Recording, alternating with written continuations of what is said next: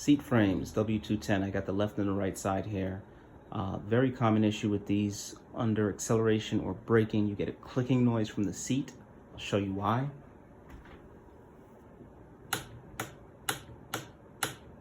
That's happening because you've got several pivot points. You've got a point here, point here, point here, point here. On the other side, it's the same thing. You probably can't see the other side.